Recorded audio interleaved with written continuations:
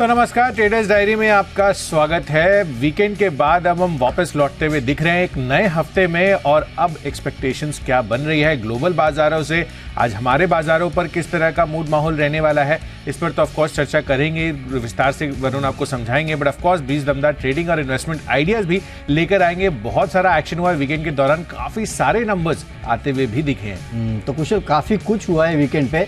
सबसे पहले यूएस के मार्केट्स पे अगर हम नजर डालेंगे तो वहाँ पे जो स्थिति थी वो अच्छी थी, सबके सब लाइफ हाई पे बंद हो रहे हैं। डाउ देखो, नैसडैक देखो, किस तरह की तेजी वहाँ पे देखने मिल रही है, तो वहाँ से कोई दिक्कत की बात थी नहीं।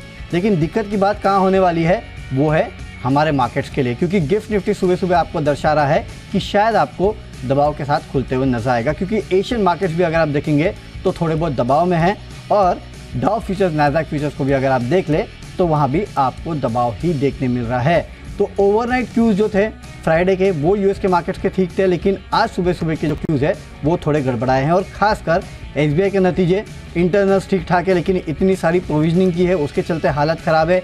एचडीएफसी बैंक का एडीआर 4% के आसपास की गिरावट वहाँ पे देखने मिली थी। कुछ नतीजे अच्छे हैं जैसे कि इंटरग्लोब एविएशन, कुछ नतीजे खराब है, तो उन सभी का इम्पैक्ट आज आपको बाजारों पर देखने मिलेगा। और हाँ, एक चीज़ और, डॉलर इंडेक्स में मजबूती है, तो जाहिर सी बात है मेटल स्टॉक्स को अपने रडार पर रखिएगा। तो ओवरनाइट क्यूज अच्छे, लेकिन इसके अलावा नतीजों का काफ़ी सारा इम्पैक्ट जो है वो दिग्गजों ने थोड़ा निराश किया है। तो लेट्स सी कि उसका कितना इम्पैक्ट आज आपको बाजार में देखने मिलता है। बिल्कुल वरुण, तो ऑफकोर्स यहाँ पर नतीजों का बढ़िया इम्पैक्ट आपको नजर आता हुआ नजर आएगा। ऑब्वियसली पॉजिटिव नेगेटिव दोनों ही तरफ हमें जो है मूड माहौल बनता हुआ नजर आ रहा है, एंड लार्जली गिफ्ट निफ्टी भी अभी थोड़ी बहुत गिरावट के इंडिकेशंस देखने को मिल रहे हैं। बट ऑफकोर्स 20 दमदार ट्रेडिंग और इन्वेस्टमेंट आइडियाज अब हम आपके लिए इस शो में लेकर आते हैं। सबसे पहले कैश सेगमेंट की शुरुआत कर लेते हैं। वरुण, आप बताइए, आपसे शुरुआत करते हैं, कौन सा स्टॉक लिया? कोचिन शिपयार्ड को मैंने कैश में चुना है। यहाँ पे 940 के लेवल के लिए आप खरीदारी कर सकते हैं, 890 का आपको स्टॉप लॉस रखना है। खबर आई है उसके चलते मैंने खरीदारी की सलाह दे रहा हूँ। खबर यह है कि कंपनी ने भारतीय सेना के साथ 150 करोड़ का करार किया है। 2 इंडियन नेवी वेसल मीडियम रेफिट के लिए करार जो है ये किया गया है। तो जाहिर सी बात है इस खबर का असर आपको कोचिन शिपयार्ड पे देखने को मिलेगा। इसके लिए 940 के लेवल की खरीदारी कीजिएगा, 890 का आपको एक स्ट्रिक्ट स्टॉप लॉस भी रखना है। कुशल, आपका कैश का स्टॉक? बिल्कुल, तो बढ़िया करार आता हुआ दिख रहा है कोचिन शिपयार्ड की तरफ से। ऑफकोर्स ये फोकस में रहने वाला है। मेरी तरफ से नतीजों के बेसिस पर मैंने कैश सेगमेंट में मॉइल ये स्टॉक लिया है। अब आप देखिए, नंबर्स के लिहाज से रेवेन्यू फ्रंट पर तो ऑलमोस्ट स्टेबिलिटी आपको नजर आएगी, करीबन 1-1.5% की ग्रोथ है, बट मेजर टर्न अराउंड जो हुआ है वो यहाँ पर ऑपरेशनल फ्रंट पर देखने को मिला है। EBITDA लेवल पर करीबन 61% तक की ग्रोथ देखने को मिल रही है। मार्जिन 18.3% से बढ़कर सीधे अब 29% के पार जाते हुए नजर आ रहे हैं। मुनाफा भी 35% की ग्रोथ दिखा रहा है। तो यहाँ पर ऑपरेशनली और बॉटम लाइन फ्रंट पर कंपनी का बहुत ही बेहतरीन प्रदर्शन है। खरीदारी कर चलिए 366 रुपए के टारगेट के लिए 350 रुपए का आपको रखना होगा स्टॉप लॉस। चलिए आगे बढ़ते हैं डेरिवेटिव स्पेस की कैटेगरी तरफ, जिसमें पहला होता है हमारा आज का फ्यूचर स्टॉक, और इसमें मैंने स्टॉक चुना है टाटा मोटर्स। नंबर्स बहुत ही आउटस्टैंडिंग है वरुण। इनफैक्ट कोई भी पैरामीटर मैं देख लूं, यहाँ पर कंपनी ने जिस तरह से जीएलआर में प्रदर्शन किया ना, वो अपने आप में इंडिकेशन है कि यहाँ पर जो ओवरऑल आपको कंसोलिडेटेड बेसिस पर आंकड़े हैं वो जितना एस्टिमेट किया था उससे कहीं ज्यादा बेहतर देखने को मिल रहे हैं। इनफैक्ट एडजस्टेड बेसिस पर मार्जिन 300 बेसिस पॉइंट्स का जंप है 13.9% पर। साथ ही कंपनी का मुनाफा ऑलमोस्ट 2.4 टाइम्स बढ़कर 7,000 करोड़ के पार हो गया है, जबकि हमारा जो अनुमान था वो केवल 4100 करोड़ रुपए का था। तो बहुत ही बढ़िया बीट बॉटम लाइन फ्रंट पर भी कंपनी की आती हुई दिखी है, डिस्पाइट द फैक्ट कि फॉरेक्स गेन्स जो है 1100 करोड़ के आसपास थे पिछले साल, इस बारी 85 करोड़ के ही फॉरेक्स गेन्स आते हुए नजर आए हैं। तो कंपनी ने ओवरऑल इस वजह से काफी बेहतर प्रदर्शन किया है। जेएलआर का यहाँ पर तीसरी तिमाही में हाईएस्ट क्वार्टरली प्रॉफिट इन्होंने दर्ज किया है आफ्टर Q4 FY17। तो ये एक बहुत बड़ा अच्छा अचीवमेंट मैं मानूंगा टाटा मोटर्स के लिए, एंड जिस तरह से नंबर्स आए हैं यहाँ पर अच्छी तेजी बन सकती है आज के लिए। 920 रुपए के टारगेट यहाँ पर खरीदारी करना है। ब्रोकरेज हाउसेस भी काफी सारा पॉजिटिव होते हुए दिख रहे हैं। 875 रुपए का आपको बनाना है स्टॉप लॉस। चलिए, तो टाटा मोटर्स नतीजे अच्छे आए हैं, ब्रोकरेजेस बुलिश है, खरीदारी कीजिएगा। लेकिन एसबीआई यहाँ पे जितने अनसर्टन रिजल्ट्स थे उतने ही कॉम्प्लिकेटेड अगर आप देखेंगे तो ब्रोकरेजेस के व्यू है, और इसके लिए बिकवाली की सलाह दे रहा हूँ। 630 के लेवल के लिए बिकवाली करना है, 660 का स्टॉप लॉस रखना है। एक छोटा ट्रेड है। अब बिकवाली क्यों करना है, क्योंकि देखिए सरप्राइजेस मार्केट को पसंद नहीं, और खासकर नेगेटिव सरप्राइज कहीं आ जाए ना तो मार्केट के लिए बड़ा झटका होता है। और 7100 करोड़ का जो इन्होंने पेंशन के लिए प्रोविजनिंग की है वो एक बहुत बड़ा नेगेटिव सरप्राइज था। दूसरा सवाल ये है कि क्या अगले क्वार्टर में ये होगा। अगले क्वार्टर में भी 5-5.5 हज़ार करोड़ रुपए के आसपास की कंपनी प्रोविजनिंग करने वाली है, तो ये एक और ख़राब बात है। तीसरी बात कि क्या ये प्रॉब्लम केवल एसबीआई की है, तो हाँ, ये प्रॉब्लम केवल एसबीआई की इंडस्ट्री रिलेटेड प्रॉब्लम तो है नहीं, खासकर एसबीआई की प्रॉब्लम है, तो मेरे ख्याल से ये एक थोड़ा झटका है एसबीआई के लिए। और चौथी बात, अगर इतने खराब नतीजों के बाद आपको एसबीआई लेना है तो एचडीएफसी बैंक क्या खराब है। लेकिन चलिए ठीक है, जो भी है वो, एसबीआई आज एक नीजक रिएक्शन दे सकता है, थोड़े बहुत नेगेटिव आपको इंपैक्ट देखने मिल सकते हैं रिजल्ट्स के। इंटरनल्स अच्छे हैं, उसमें कोई दिक्कत नहीं है, लेकिन ये जो नेगेटिव सरप्राइज आया है इसके चलते मुझे लगता है कि थोड़ा बहुत इंपैक्ट होगा। आप 630 के लेवल के लिए बिक्वाली कर सकते हैं, 660 का स्टॉप लॉस रखते हैं, लेकिन ये केवल इंट्राडे है। इन्वेस्टर्स अगर आप हैं तो आप एक अलग व्यू ले सकते हैं इस काउंटर पे। अगला है ऑप्शंस, और ऑप्शंस में भी एक बिक्वाली है, और माफ़ कीजिएगा, ये पुट ऑप्शन ही है। 1440 का एचडीएफसी बैंक का पुट ऑप्शन आपको खरीदना है, कॉल नहीं खरीदना है। 35 के लेवल के लिए 24 का स्टॉप लॉस रखिएगा। दरअसल इस कंपनी का जो एडीआर है उसमें करीब 3-3.25% के आसपास की गिरावट देखने मिली है, तो इसके चलते हो सकता है कि आज एचडीएफसी बैंक भी आपको दबाव में देखने मिले। हालांकि जो पहले एचडीएफसी बैंक और एचडीएफसी लिमिटेड का जो पेयर ट्रेड था एडीआर और इंडिया में जो एचडीएफसी बैंक लिस्टेड है इनके बीच में जो पेयर ट्रेड था वो धीरे धीरे खत्म होते जा रहा है, लेकिन फिर भी एक चांस आप ले सकते हैं। यहाँ पे पुट ऑप्शन आप खरीदेगा 1440 का, 35 के लेवल के लिए 24 का रखेगा स्टॉप लॉस। बिल्कुल। तो वरुण, आपकी टीम से तो यही समझ आ रहा है अभी कि भाई बैंक्स गिरेंगे तो ओवरऑल बाजार भी गिरेगा, और एसबीआई और एचडीएफसी बैंक है यहाँ पर आप आज शॉर्ट कर चल रहे हैं। तो एक्चुअली देखना होगा कि यहाँ दो सेक्टर है जो कि आज मेरे रडार पे है। एक मेटल जहाँ पे डॉलर इंडेक्स बढ़ा है, और दूसरा बैंक जहाँ पे नतीजे थोड़े चौंकाने वाले नतीजे मुझे लगे एसबीआई, क्योंकि प्रोविजनिंग एक्चुअली काफी बढ़कर आई है। ये अपने आप में थोड़ा सा चौंकाने वाला मूड माहौल है ही है, बट ऑफ कोर्स देखना होगा कि किस तरह का इम्पैक्ट आज बाजारों पर फाइनली यहाँ पर ओपनिंग पर हमें देखने को मिलता है। चलिए, तो ऑप्शन कैटेगरी में वरुण ने तो अपनी चॉइस बता दी है। मेरी तरफ से यहाँ पर है यूपीएल का काउंटर, और यहाँ पर भी आपको बिकवाली करने की राय है। रीजन बीइंग नंबर्स आते हुए दिखे हैं। रेवेन्यू फ्रंट पर करीबन 9,887 करोड़ पर कंपनी ने जो अपना टॉप लाइन है वो दर्ज किया है। लगभग 28% तक की फॉल हमें देखने को मिल रही है, और एडजस्टेड बेसिस पर मार्जिन तो ऑलमोस्ट साफ ही हो गए हैं। मतलब क्या ही नंबर्स है, 22% से घटकर सीधे 4.2% के मार्जिन कंपनी दर्ज कर रही है। 11.5% का हमारा एस्टिमेट था, तो बेहद खराब नंबर्स है। इसका रिएक्शन कितना गहरा हो सकता है देखना होगा, बट ऑफ कोर्स ऑप्शन के जरिए आप यहाँ पर आज एक बेट ले सकते हैं। 535 रुपए का पुट ऑप्शन है, 21 रुपए पर उपलब्ध है। 40 रुपए के लक्ष्य के लिए खरीदारी कर चलिए। इसके पुट ऑप्शन में 12 रुपए का आपको रखना होगा स्टॉप लॉस। बढ़ते हैं अपनी अगली कैटेगरी जो है टेक्नोपिक। वरुण बताइए। AIA इंजीनियरिंग, ये वो स्टॉक है जहाँ पे आपको खरीदारी करना है। 4,590 के लेवल के लिए 4,410 रुपए का आप एक स्टॉप लॉस भी रखिएगा। चार्ट्स मजबूत है, पिछले कुछ दिनों से अगर आप देखेंगे तो लगातार तेजी इस काउंटर में देखने मिल रही है। प्राइस वॉल्यूम एक्शन काफ़ी बेहतर है, और कुछ दिनों बाद इस कंपनी के नतीजे आने वाले हैं, उसके पहले अच्छा बिल्टअप देखने मिल रहा है। तो मुझे लगता है बिल्टअप जारी रहेगा। खरीदारी कीजिएगा इस काउंटर में 4,590 के लेवल के लिए।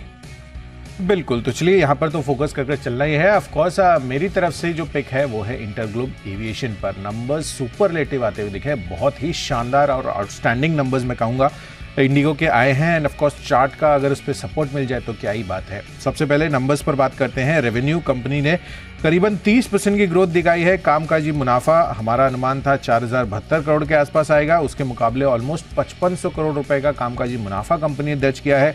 मार्जिन 16.5% से 28% के पार कंपनी ने कर दिए, और ये मैं सभी आंकड़े जो है आपको QOQ बेसिस पर बता रहा हूं। और कंपनी की बॉटम लाइन भी आप देखिए तो 3,000 करोड़ रुपए का मुनाफा आया है। पिछले तिमाही में ये 190 करोड़ रुपए का ही आंकड़ा था, और एस्टिमेट था हमारा करीबन 252 करोड़ रुपए का। तो उसके मुकाबले तो आप देख लीजिए कि कितने गुना यहाँ पर मुनाफा बढ़ता हुआ दिखा है हमारे एस्टिमेट के मुकाबले। तो नंबर्स बढ़िया है, चार्ट स्ट्रक्चर पर मजबूती है। खरीदारी कर चलिए। इंडिगो में 3,264 रुपए के नए टारगेट्स के लिए 3,120 रुपए आपको रखना है यहाँ पर स्टॉप लॉस। चलिए आगे बढ़ते हैं फंडा पिक की तरफ, और फंडामेंटली स्टॉक पसंद आ रहा है ओलेक्ट्रा ग्रीन टेक का। आप देखिए, स्पेसिफिकली इसको चुनने की सबसे बड़ी वजह बन रही है जो फ्राइडे के दिन में महाराष्ट्र में बजट का ऐलान हुआ था। रिकॉर्ड बजट आप कह सकते हैं यहाँ पर आता हुआ दिख रहा है महाराष्ट्र BMC के लिए 60,000 करोड़ रुपए के आसपास का, और उसमें बेस्ट को भी कुछ एलोकेशंस होती हुई दिखी है करीबन 928 करोड़ रुपए की।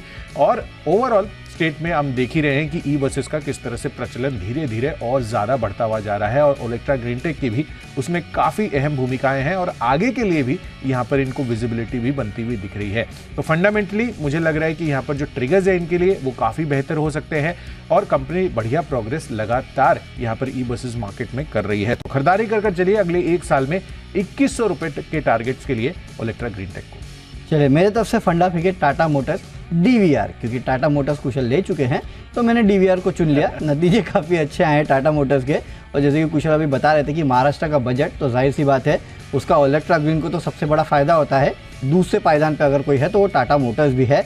इसके लिए टाटा मोटर्स का डीवीआर खरीदारी करके चलेगा 610 के लेवल के लिए, 575 का आपको रखना है स्टॉप लॉस। अगली कैटेगरी है निवेश की, और निवेश करके चलना है रूट मोबाइल में। अगले 6 महीनों में 1800 के आसपास के लेवल देखने मिल सकते हैं। इस कंपनी के कारोबार में काफ़ी बेहतर ग्रोथ आपको देखने मिल सकती है, और जिस तरह से आप देख रहे हैं कि पूरा का पूरा एविएशन स्पेस या फिर जो भी स्पेस इस कंपनी से रिलेटेड है वहाँ पे काफ़ी अच्छी ग्रोथ देखने मिल रही है। तो मुझे लगता है कि लॉन्ग टर्म में प्रॉस्पेक्ट्स काफ़ी अच्छे हैं, और लेवल्स यानी कि वैल्यूएशंस अगर आप देखेंगे तो वो भी काफ़ी सस्ते लग रहे हैं मुझे, क्योंकि 1700-1800 रुपये का हाई बनाया था, वहाँ से अगर आप देखेंगे अभी 1600 रुपये के आसपास ट्रेड कर रहा है। तो ऐसे गुंजाइश है थोड़े अपसाइड की, खरीदारी करके चलेगा 1800 के लेवल अगले 6 महीने में रूट मोबाइल आपको दिखा सकता है। बिल्कुल, तो बेहतरीन पिक है वरुण की तरफ से रूट मोबाइल। यहाँ पर लगातार हम भी रिकमेंड करते आए हैं लंबी अवधि के लिए, बढ़िया इनका बिजनेस जो है वहाँ पर पोर्टफोलियो आपको देखने को मिलता है।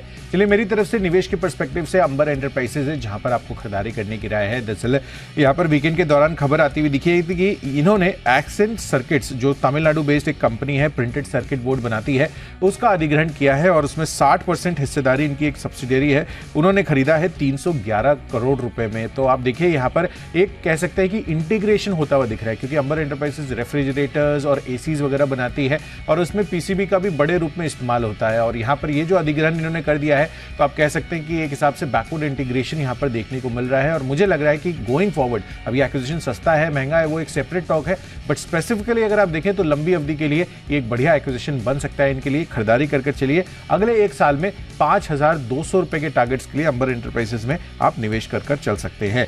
चलिए आगे बढ़ते हैं खबरों के लिहाज से, और खबरों पे औरोबिंदो फार्मा है जहां पर आपको करनी है बिकवाली। आपको याद ही होगा कि यहां पर इनकी जो सब्सिडियरी की एक यूनिट है, यूएस एफडीए ने उसकी जांच की थी 22 जनवरी से 2 फरवरी के बीच, और इन्होंने 9 ऑब्जर्वेशन जारी किए थे। और उसके बाद अब ये खबर आती हुई दिख रही है कि ये 9 ऑब्जर्वेशन के बाद कुछ लाइनों से उत्पादन रोकने का इन्होंने फैसला लिया है। तो ये एक ट्रबल जो है वो थोड़ी सी एक्सट्रापुलेट होती हुई दिख रही है औरोबिंदो फार्मा के लिए, और हो सकता है कि आज भी ये स्टॉक दबाव में रहे। 1040 रुपए के टारगेट के लिए बिकवाली करनी है, 1085 रुपए का रखना है आपको स्टॉप लॉस। खबरों के दम पे जो स्टॉक मुझे पसंद है वो है सुदर्शन केमिकल का। 535 के लेवल का खरीदारी करना है, 503 का स्टॉप लॉस रखेगा। नतीजे आए कंपनी के जो कि काबिल तारीफ है। आय में 7% की बढ़ोतरी है, एबिटा मार्जिन 7.9% से बढ़ के 11% पे आए हैं, और मुनाफा 60 लाख से बढ़ के 15 करोड़ पे आया। तो जाहिर सी बात है उसके चलते सुदर्शन केमिकल में तेजी हो सकती है। खरीदारी करके चलेगा स्टॉक में 535 के लेवल के लिए। अब बढ़ते हैं अपनी आखिरी और फाइनल कैटेगरी माई चॉइस की तरफ, और इसमें पहले जो मेरे 3 कॉल्स हैं मैं बता देता हूँ वरुण आपको। और उसमें सबसे पहला कॉल है मेरी तरफ से डिलीवरी पर। आप देखिए नंबर्स बहुत ही बढ़िया आते हुए दिख रहे हैं, घाटे से मुनाफे में आते हुए दिख रही है। 196 करोड़ का घाटा था, अब 12 करोड़ का मुनाफे में तब्दील हो गया है। मार्जिन भी पॉजिटिव हो गया है, नेगेटिव से पॉजिटिव हो गया। 5% की मार्जिन कंपनी दर्ज किया है। रेवेन्यू फ्रंट पर भी बढ़िया प्रदर्शन है, तो नंबर्स ओवरऑल काफी अच्छे हैं। डिलीवरी खरीदारी कर चलिए 478 करोड़ रुपए, माफ कीजिए 478 के टारगेट के लिए 458 रुपए का आपको रखना है स्टॉप लॉस। दूसरा कॉल है सैटिन क्रेडिट केयर नेटवर्क पर। नंबर्स यहां पर भी काफी बढ़िया आते हुए दिखे। एनआई में 68% की ग्रोथ है, मुनाफा 97%, ऑलमोस्ट दोगुना हो गया है। कंपनी की निम्स भी स्टेबल है, क्वार्टर बेसिस पर 13.52% से बढ़कर 13.6% पर। खरीदारी कर चलिए 252 रुपए के टारगेट के लिए 240 रुपए का स्टॉप लॉस। और आखिरी कॉल है आइशर मोटर्स पर लंबी अवधि के लिए। रीजन बीइंग आप देखिए यहाँ पर कंपनी ने स्मॉल कमर्शियल व्हीकल सेगमेंट में प्रवेश कर लिया है, और यहाँ पर कस्टमर ट्रायल्स भी किया जाएगा अप्रैल ऑनवर्ड्स। तो आगे चलकर मुझे लग रहा है कि आइशर मोटर्स अच्छा प्रदर्शन कर सकता है सीवी स्पेस पर भी। इस बार भी आपने रॉयल एनफील्ड का प्रदर्शन बढ़िया था जितना अनुमान था उसके मुकाबले। तो अगले एक साल में मुझे लग रहा है कि यहाँ पर ये बढ़िया स्टॉक आप अपने पोर्टफोलियो में शामिल कर सकते हैं 4600 रुपए के टारगेट के लिए। चलिए माई चॉइस में मेरे तरफ से 2 खरीदारी, एक बिकवाली का कॉल है। सबसे पहला खरीदारी का कॉल है अपोलो माइक्रो। खरीदारी करके चलेगा 130 के लेवल के लिए, 122 का स्टॉप लॉस रखना है।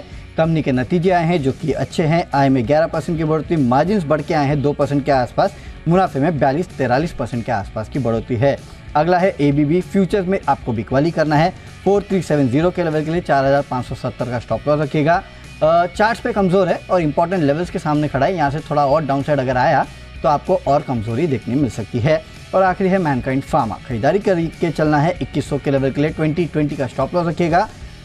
जेपी मॉर्गन की रिपोर्ट आई है, लक्ष्य बढ़ाया है 1800 से बढ़ा के 2370 का किया है, उसके चलते मैनकाइंड फार्मा में आज तेजी हो सकती है। बिल्कुल, तो चलिए सभी स्टॉक्स और उनके लेवल्स का हमने विस्तार से तो चर्चा कर ली है, बट एक जल्दी से क्विक रिकैप कर लेते हैं। सबसे पहले कैश स्पेस से मॉइल, यहाँ पर नंबर्स अच्छे आते हुए दिख रहे हैं, खरीदारी कर चलिए। फ्यूचर्स में टाटा मोटर्स के आउटस्टैंडिंग नंबर हैं, तो यहाँ पर भी आप बुलिश बेट बना सकते हैं, पर यूपीएल अनुमान से बेहद कमजोर नंबर है, बिकवाली कर चलिए। इनफैक्ट टेक्नोपिक के लिहाज से बढ़िया प्रदर्शन में था शुक्रवार के दिन में भी, और वीकेंड के दौरान जिस तरह के नंबर्स आते हुए दिख रहे हैं इंटरग्लोब एविएशन में, ये आज बढ़िया प्रदर्शन कर सकता है। इलेक्ट्रिक इंटेक लंबी अवधि के लिए बढ़िया लग रहा है, साथ ही अंबर एंटरप्राइजेस भी अगले एक साल में 5,200 रुपए के टारगेट्स दे सकता है। खबरों के लिहाज से औरोबिंदो फार्मा अगेन यहाँ पर बिकवाली कर चलिए, और माई चॉइस कैटेगरी में डिलीवरी, सैटर्न क्रेडिट केयर और साथ ही आयशर मोटर्स पर आप खरीदारी करने का रुझान बना सकते हैं। और इन सब में आज के लिए मेरा बेस्ट पिक है ओलेक्ट्रा ग्रीन टेक पर।